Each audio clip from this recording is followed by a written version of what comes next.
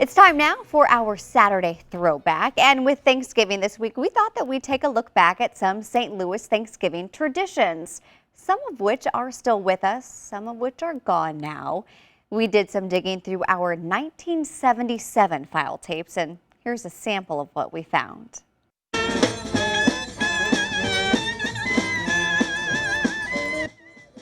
Many of you will recognize this, the annual kickoff for the Salvation Army Tree of Lights campaign. This again from November of 1977. The kickoff held every year in downtown St. Louis as Thanksgiving approaches and signals the start of one of the biggest charity drives of the year. The Tree of Lights campaign still going strong and just as important as ever.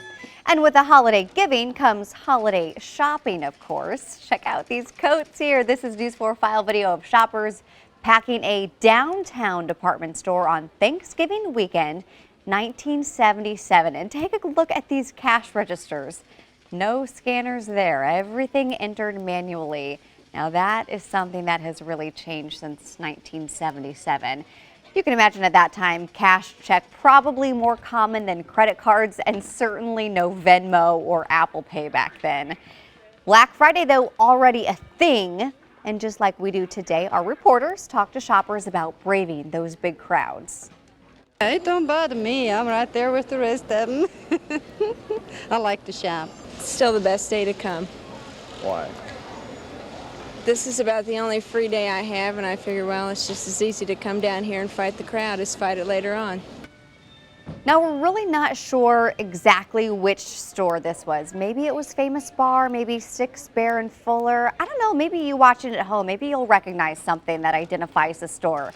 And if you do, we'd love to hear from you. Just shoot us an email, let us know. Whichever store it may be, it's likely that those folks were doing more than just shopping. Back in the 70s, people still came downtown to see the holiday store window displays and downtown lights and all the street decorations, and to eat in those big department store cafes and tea rooms.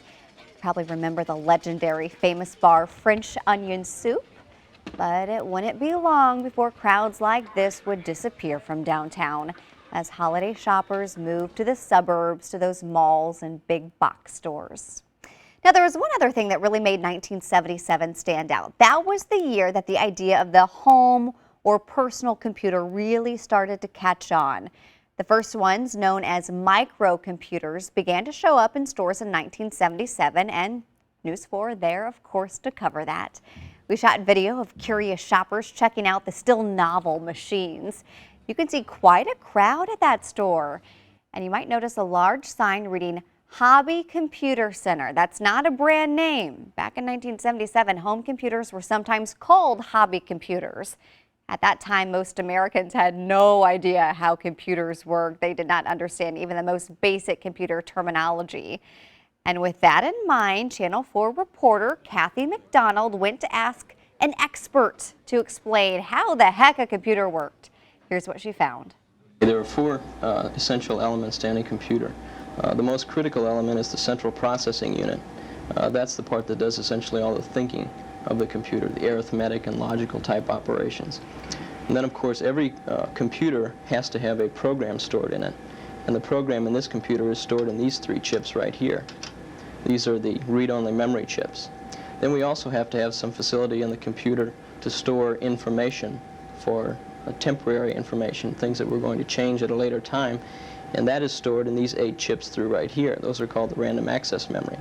And then we've also got to have a way to get into and out of the computer, and the way we do that is through the I/O chips, input-output chips, and that is those 3 right there. Isn't that wild? Now I'm basically holding a computer here in my hand. How times have changed. Well, it wasn't long before our attitudes toward home computers changed, and changed drastically. Just 5 years after that 1977 report, Time magazine named the personal computer its Man of the Year. This is that iconic 1982 magazine cover.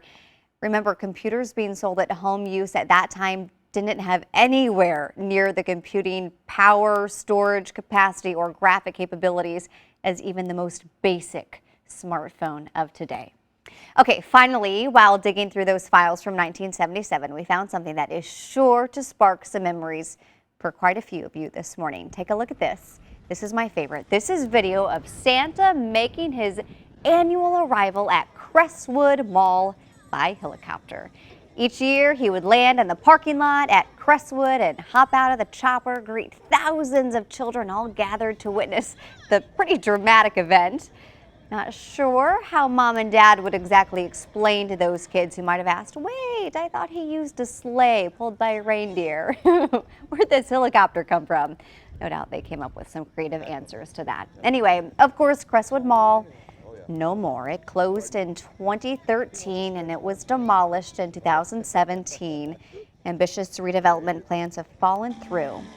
When it opened in 1957 as Crestwood Plaza, it was the first big suburban shopping center here in the St. Louis area. A lot of memories for a lot of families there in Crestwood.